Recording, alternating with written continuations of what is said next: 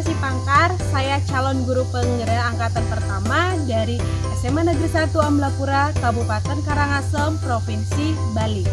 Kali ini saya akan berbagi pengalaman dengan menggunakan teknik coaching model Tirta. Selamat menyaksikan. Halo, selamat pagi Febri. Selamat pagi Bu, maaf mengganggu waktu Ibu. Oh, tidak apa-apa. Bagaimana kabar kamu hari ini? Ada apa nih tumben kamu minta Vicon? Kurang baik Bu, iya Bu, saya sedang bingung. Kenapa kamu bingung? Pantasan nih, Ibu lihat wajah kamu tidak seceria biasanya. Dan akhir-akhir ini juga kamu dalam proses pembelajaran terlihat murung dan tidak bersemangat. Ada apa? Benar sekali Bu, akhir-akhir ini saya merasa capek, lelah, dan jenuh. Saya tidak bersemangat dan saya merasa putus asa. Maka dari itu saya memberanikan diri untuk bertemu dengan Ibu. Oh, apa kamu punya permasalahan? Ya Bu, ada yang mengganggu pikiran saya. Apa yang mengganggu? Apa kamu punya masalah dengan teman, orang tua, atau pacar kamu? Bukan dengan keluarga Bu ataupun teman, tetapi dengan pelajaran saya. Dan saya perlu seseorang untuk diajak berbicara dengan permasalahan yang sedang saya alami. Saya merasa capek karena bersekolah di masa pandemi ini. Kalau begitu, mari ceritakan sama Ibu apa permasalahan yang kamu hadapi. Ya Bu, terima kasih atas kesediaan waktunya dan sudah mau mendengarkan permasalahan yang sedang saya hadapi. Nah, sekarang coba kamu ceritakan apa yang kamu rasakan. Saya sudah capek Bu, saya sudah putus asa dalam pembelajaran daring selama ini. Semua guru memberikan saya banyak tugas dan perekonomian saya di rumah sedang tidak baik. Dan saya merasa sedih dan kelelahan dalam mengerjakan tugas dan membantu orang tua. Terus, apalagi masalah yang kamu hadapin? Saya dan teman-teman bingung bagaimana cara kami mengatur waktu kami dalam permasalahan pembelajaran daring. Oh, banyak juga masalah yang kamu hadapin. Kalau begitu, coba mari kita bahas satu persatu ya. Sekarang coba kamu ceritakan apa yang membuat kamu tidak nyaman ataupun tidak semangat atau merasa putus asa. Saya tidak suka belajar daring Bu, Loh, kenapa kamu bisa merasakan seperti itu? karena dengan belajar daring tugas saya menjadi menumpuk. Maksud kamu tumpukan tugas yang seperti apa, Febri? Begini Bu, tiap waktu habis saya mengerjakan tugas, belum selesai tugas satu, sudah ada tugas lainnya. Saya lelah Bu, padahal masih ada kegiatan lain. Saya tidak bisa mengekspor semua materi yang lebih lanjut. Tapi kan di e-learning sekolah setiap mata pelajaran sudah menggunakan modul serta ada evaluasi dirinya. Itu kan termasuk latihan soal yang bisa kamu lakukan setiap harinya. Ya Bu, memang ada evaluasi diri, namun saya rasa itu belum cukup untuk pemahaman saya. Saya terkadang terburu-buru agar bisa membuka materi tersebut. Jika materi tersebut belum tuntas, maka saya tidak bisa membuka tugas pada saat itu. Jadi selama ini kamu membuka modul hanya karena ingin membuka tugas saja ya? Sejujurnya ya Bu, saya sebenarnya dapat banyak materi dari modul. Namun karena dikejar oleh waktu untuk mengerjakannya, jadi kadang saya tidak terlalu paham dengan materi tersebut. Coba kamu ceritakan nih, bagaimana cara belajar yang kamu lakukan selama proses pembelajaran daring, terutama selama masa pandemi ini. Saya hanya mengejar target agar tugas saya cepat selesai, dan ini membuat saya kelelahan Bu. Kamu mengejar target? Loh, kenapa kamu bisa nggak nyaman? Padahal kan kalau kamu mengejar target, tugas-tugas kamu selesai tepat waktu. Berarti bagus dong, tugasmu nggak menumpuk, kejar waktu tepat waktu. Apa yang salah? Saya merasa nilai saya lebih kecil dibandingkan waktu saya belajar di sekolah, Bu.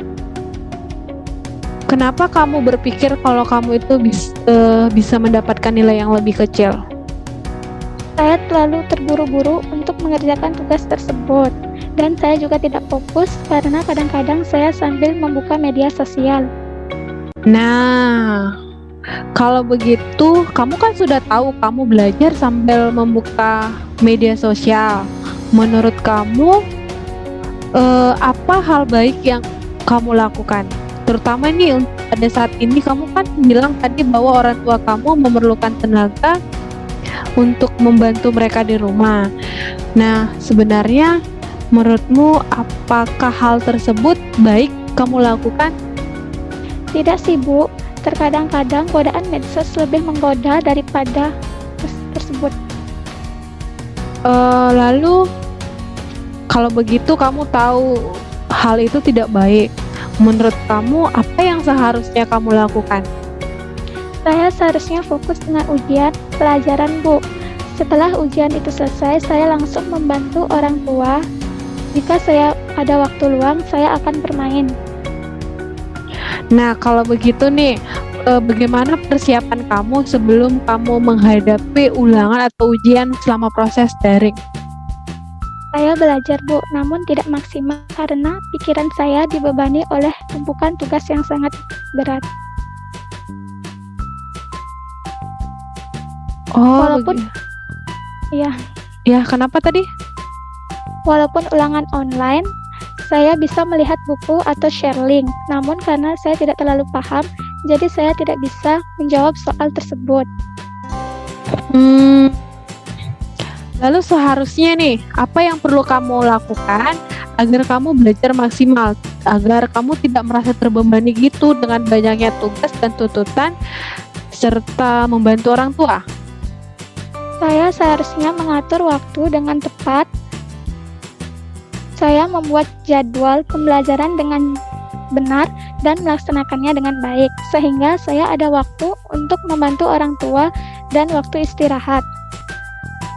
Nah, itu kamu tahu. Menurut kamu nih, terus seandainya nih ya, kamu benar-benar melakukan hal itu, menurut kamu bagaimana keadaan kamu atau apa yang kamu rasakan? Dengan membuat jadwal belajar sedikit membantu saya dalam mengerjakan tugas, dan saya tidak merasa terbebani dan tidak kelelahan.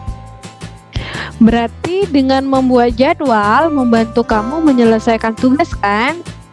Iya, Bu. Di samping itu, agar kamu merasa nyaman, apa yang sebaiknya kamu lakukan dalam proses daring?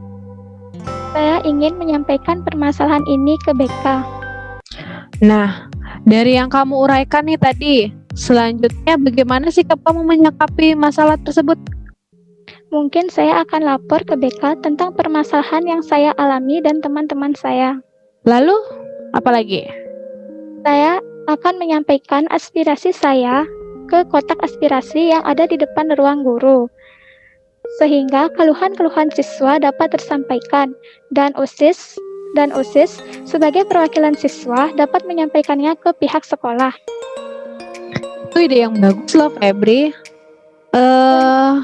Apa yang akan Febri sampaikan dalam Google Form aspirasi BK itu?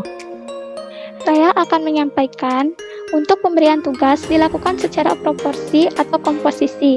Misalnya, minggu ini diberikan tugas dan minggu berikutnya diberikan tugas mengekspor materi lebih lanjut dengan secara mandiri.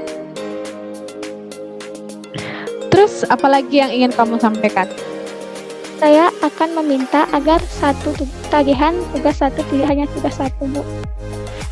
Maksudnya bagaimana itu, Febri? Begini, Bu. Ada mata pelajaran yang disuruh hanya membuat video saja, sedangkan ada yang tidak suka membuat video, ada yang merekam suara, menulis, dan sebagainya. Jadi, saya minta agar tugas disesuaikan dengan minat dan bakat siswa, Bu.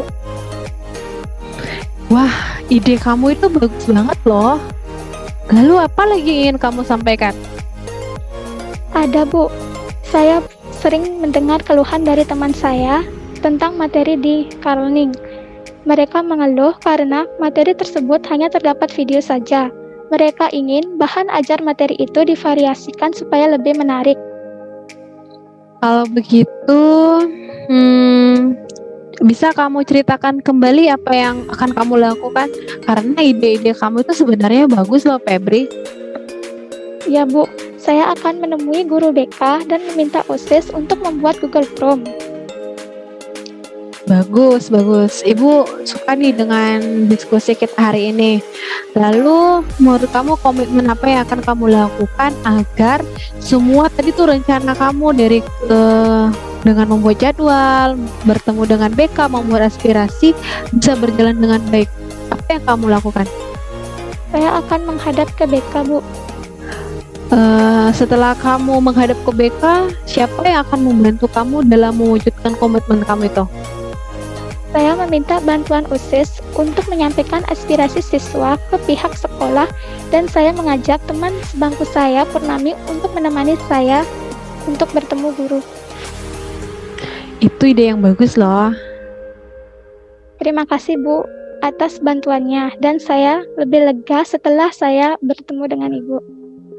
Iya, Ibu harapkan ya semua rencana yang kamu rencanakan tadi tuh dapat berjalan dengan lancar sehingga kamu itu nggak merasa tidak nyaman lagi, tidak putus asa. Jadi proses pembelajaran yang kamu lakukan walaupun di masa pandemi ini bisa kamu rasakan dengan nyaman dan semangat lagi. Jadi nih, tadi kan kamu udah cerita, berarti kamu sudah menemukan sebab akar permasalahan yang kamu hadapin selama ini dan solusi yang harus kamu lakukan? Udah, Bu. Kalau begitu, coba kamu ceritakan komitmen ke depannya, seperti apa? Komitmen yang harus saya lakukan supaya saya tidak putus asa adalah: 1. Saya membuat jadwal dari jadwal belajar, membantu orang tua, dan istirahat. 2. Saya tidak akan menunda tugas agar tugas saya tidak menumpuk. 3. Saya dan OSIS akan membuat Google Form untuk teman-teman saya yang mengalami hal sama dengan saya dan menyampaikan aspirasi suara itu kepada pihak sekolah. Wah, semoga kamu bisa menjalankan komitmen kamu itu ya. Dan ingat, terus semangat, jangan pernah menyerah ya. Iya, Bu. Terima kasih sudah mau mendengarkan curhatan hati saya dan bisa membuka hati saya. Sekali lagi terima kasih ya, Bu. Ya, sama-sama Febri, tetap semangat jaga kesehatan dan silakan dah kamu kembali beraktivitas selanjutnya. Sekarang kamu akan apa? Saya lagi duduk saja, Bu. Ya, silakan lanjutkan ya. Ibu jaga kesehatan juga ya, Bu. Ya, terima kasih Febri. Ya, Bu. Terima kasih.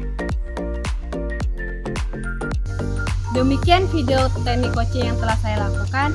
Semoga dengan adanya video ini dapat membantu Bapak Ibu guru dalam membantu siswa menyelesaikan permasalahan yang dihadapi baik dari pembelajaran maupun dalam keluarga. Sampai jumpa.